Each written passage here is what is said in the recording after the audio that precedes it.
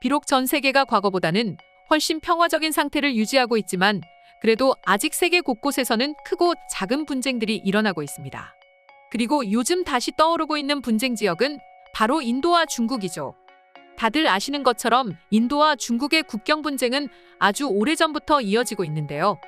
두 나라의 국경 분쟁에 외국인들은 놀랍게도 한국의 무기를 언급하고 있었습니다.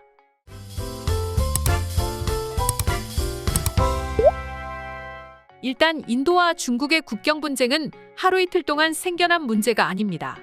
이미 오래전부터 이어져 온 풀지 못한 숙제이기도 하죠. 두 나라의 국경 분쟁은 1914년까지 거슬러 올라가야 하는데요. 당시 인도를 식민 지배했던 영국은 동부 히말라야 산정의 맥마흔 라인의 임의로 국경선을 설정했습니다.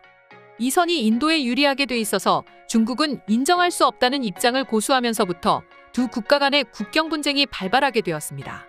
결국 두 국가는 1962년 전쟁까지 벌였지만 공식 국경선을 정하진 못했고 실질 통제선이라는 걸 두었는데 이 역시 확실히 정한 건 아니며 이후에도 지금까지 분쟁이 계속되고 있습니다.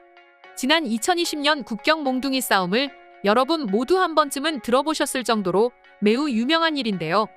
지난 2020년 6월경 웨이보에는 중국군 사망자 수를 알 수 있는 짤막한 글 하나가 올라오기도 했습니다. 당시 상황을 다시 되짚어보면 중국과 인도의 국경 지역에서 무려 600여 명이 무력 충돌을 벌였습니다. 이 사건은 다행히도 양측 모두 총기로 무장하지 않아 단순히 난투극이라고 불리지만 수십 명의 사망자가 나오는 비극이었습니다. 인도 육군은 자군 20명이 사망했다고 알렸고 중국 측은 앞서 말한 바와 마찬가지로 피해를 입었습니다. 이후 곧바로 중국은 국경 지역의 군사력을 강화하기도 했었죠. 당시 익명의 소식통에 의하면 중국군이 접경지 100km 내 지역의 막사부터 시작해 장거리포와 로켓 시스템, 전차 및 대공 방어망 등 전방위로 군사력을 증강했다고 합니다.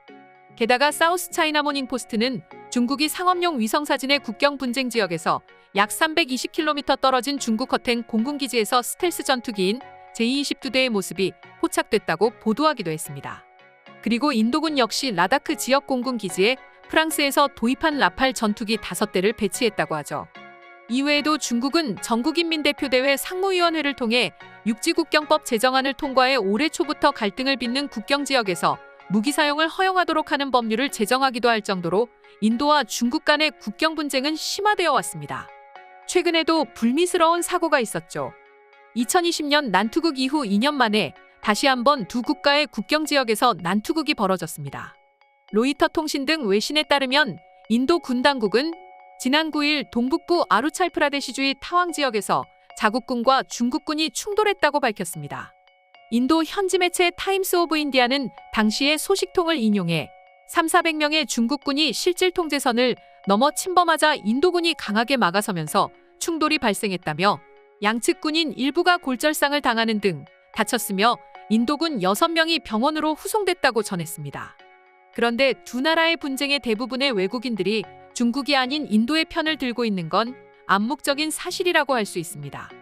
중국이라는 나라가 지금까지 보여준 모습과 중국의 힘이 커지게 되면 생기는 여러 부작용들을 전 세계인들이 이제는 완전히 깨닫게 되었고 전염병으로 인해 중국의 이미지가 더욱 안 좋아진 것도 영향을 끼치고 있죠.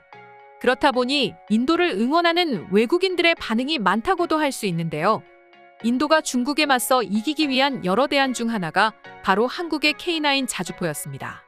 이미 인도 역시 한국의 K9 자주포를 수입해서 사용하는 나라 중 하나였기 때문이죠. 이제 외국인들에게 있어 K9 자주포는 최고의 성능을 가진 자주포로 이름을 떨치고 있었습니다. 이를 잘 알고 있는 인도 정부 역시 중국과의 대립에 맞서기 위해 예전부터 꾸준히 한국산 자주포를 수입하고 있었죠. 인도 정부 및 국방부는 올해 초 우리 한국의 K9 자주포 바지라를 200문 추가 도입하기로 합의했습니다. 인도 고산지대이자 중국군 분쟁 지역인 라다크에서 배치된 이후 K9 자주포에 대한 만족도가 상당히 높아 K9 자주포 무려 200여 대를 추가 배치하기로 했다 합니다. 실제로 인도의 K9 자주포 바지라 구매는 오직 중국과의 국경 분쟁을 위해 결정된 사안인데요. 인도와 중국군의 지난 2020년 몽둥이 난투극을 벌인 뒤 무기를 증강 배치하면서 긴장감을 높이고 있는데 그 중심에 우리 한국의 자주포가 있는 것이죠. 한국의 방산기업 하나디펜스는 2017년 처음으로 K9 자주포를 100문을 인도에 수출했습니다. 또한 올해 초 앞서 말씀드린 것처럼 K9 자주포 200문을 추가 도입하기로 인도 정부가 밝혔습니다. 그러나 지난 9월 주문량이 수정되어 이번에는 100문만 추가로 주문한다고 밝혔으며 200문은 인도의 구자라트주의 L&T 생산시설에서 제조된다고 합니다. 인도가 이렇게 한국산 무기를 추가 도입하는 이유는 무엇일까요? 바로 중국 때문이라고 합니다. 중국은 갈수록 더 강력한 도발을 하고 있고 인도군은 이에 대응하여 중국 제압용으로 K9 자주포를 배치한다는 계획을 밝히기도 했습니다. 세계에 좋은 자주포는 얼마든지 있는데 인도는 왜 이렇게 한국산 K9 자주포만 원하는 것일까요? 물론 최근에 있었던 폴란드 총알 배송도 있지만 그보다는 기본적으로 뛰어난 성능 때문이라고 합니다. 전문가들 역시 K9 자주포는 중국에서 운용하고 있는 PCL-181 자주포보다 훨씬 뛰어날 것이라고 판단하고 있습니다. 그럼 두 자주포의 성능은 얼마나 차이가 있을까요? 가장 큰 차이는 K9 바즈라는 탱크와 비슷한 궤도형이고 PCL-181은 트럭에 포대를 올린 차륜형이라는 것입니다. 그리고 K9 자주포 바즈라는 30초 안에 초탄을 발사할 수 있는 특징을 가지고 있습니다. 또한 15초 안에 3발을 재빨리 쏠 수 있고 분당 6발에서 8발을 사격할 수 있습니다. 이에 반해 PCL-181은 분당 4발에서 6발의 사격이 가능하여 K9 자주포에 밀리는 모습을 보여줍니다.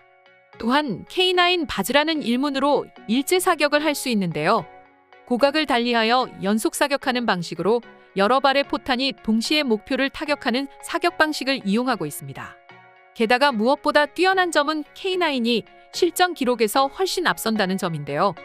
그리고 K9의 경우 2010년 연평도 포격전에서 북한군의 122mm 방사포 포격을 견뎌냈습니다.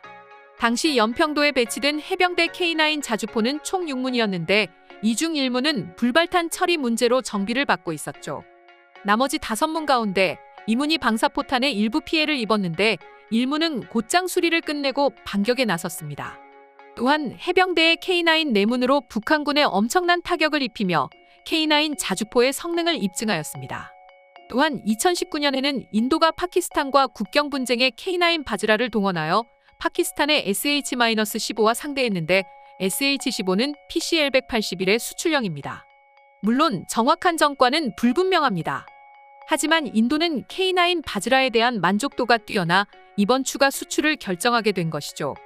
이에 박찬준 한국국방안보포럼 위원은 PCL-181이 먼저 공격한다고 해도 방어력이 더 뛰어난 K9 바즈라가 이를 견뎌내고 반격에 나설 가능성이 크다. 특히 K9 바즈라는 수가 적어도 일제 사격으로 PCL-181과 대등하게 싸울 수 있다고 말하면서 K9 바즈라가 PCL-181을 압도할 것이라고 예상했습니다. 물론 실제 대결에서는 어떻게 이뤄질지 모르겠지만 객관적 성능 차이가 이만큼 나는 만큼 외국인들 역시 이번 인도의 K9 자주포 수입 결정은 아주 탁월했다고 말하는데요. 지금부터 관련 해외 반응 자세히 살펴보도록 하겠습니다. 한국 무기를 수입하는 이유는 뻔하지 않습니까? 성능이 입증되었고 그만큼 좋으니까 사는 거죠. K9 자주포는 이미 성능이 입증되었습니다. 저렇게 성능이 뛰어나다는 것을 다 알고 한국 무기를 구입하지 않는다는 건 사실상 멍청한 짓이나 다름없습니다. 더군다나 국경이 위험한 상황이라면 더더욱 말입니다. K9 자주포의 성능은 전 세계가 말해주고 있다. 뿐만 아니라 이번에 폴란드가 어쩌면 K9 자주포의 뛰어난 성능을 증명할지 모르겠다. 폴란드는 굉장히 위험한 상황에 놓여 있거든. 대체 한국과 형제가 되려면 어떻게 해야 하나요? 지금 우리나라도 한국 자주포와 전차를 수입하려고 하는데 생각대로 되지 않는 것 같아요. 그것보다 걱정되는 건 제발 윗사람들이 언제 올지도 모르는 PZH-2000을 사지 않았으면 좋겠다는 거야. 객관적으로 따졌을 때 인도가 K9 자주포를 구입한 건 잘한 짓이다. 하지만 과연 장기적으로 봤을 때 K9 자주포가 독일이나 미국 무기를 대체할 수 있을까? 절대 그럴 거라고 생각되지는 않는다. 그러니 처음부터 선택을 잘했으면 좋겠어. 인도와 한국은 좋은 관계를 유지하고 있습니다. 그러니 한국 무기를 도입할 수밖에 없습니다. 또한 한국은 로비를 했을 게 뻔합니다. 그게 아니라면 한국 무기를 살 이유는 어디에도 없거든요. 한국 무기가 좋다는 건 알고 있지만 과연 중국을 상대로 좋은 성적을 거둘 수 있을지 그건 사실 미지수 아닌가? 중국은 미국에 견줄 만큼 강한 나라로 알고 있거든. 너희들은 뭔가 잘못 알고 있는 것 같아. 중국은 그렇게 강하지가 않아. 그리고 한국 무기는 저평가되지도 않았어. 한국 무기는 객관적으로 봤을 때 뛰어나. 미국도 인정했는데 너희들이 뭔데 아무렇게나 말하는 건지 난 이해할 수가 없다. K9 자주포를 운용하는 국가는 너무나 많습니다. 그들은 한국 무기의 뛰어남을 입증하고 있습니다. 그럼에도 불구하고 여기에 그것을 인정하지 않으려는 소수의 사람들이 있습니다. 아마도 중국인이나 일본인이겠죠? 그들은 역사적으로 한국을 싫어하니까요. 왜 많은 국가들이 중국이 강하지만 중국 무기를 사지 않는지 그 이유에 대해서 모르는 것 같아. 기본적으로 중국 무기는 신뢰가 없어. 언제 오발탄이 벌어질지 모른다. 그리고 무기 안에 뭐가 들었을지 어떻게 알아? 내 생각에는 그것보다 중국 무기를 사지 않는 이유는 전차를 샀는데 장난감이 올지도 모르잖아. 뭘 믿고 사겠냐고. 장난감이면 그나마 다행한 일까? 무기를 샀는데 휴지가 온다든지 벽돌이 온다든지 하면 어쩔 거야? 귀를 닫고 눈을 감은 중국을 감당할 수 있는 국가는 세계에 몇 없을 거야. 이상으로 오늘의 영상은 마칠 텐데 영상이 유익하셨다면 구독과 좋아요, 알림 설정 한 번씩 부탁드리겠습니다. 다음 영상으로 찾아오겠습니다. 감사합니다.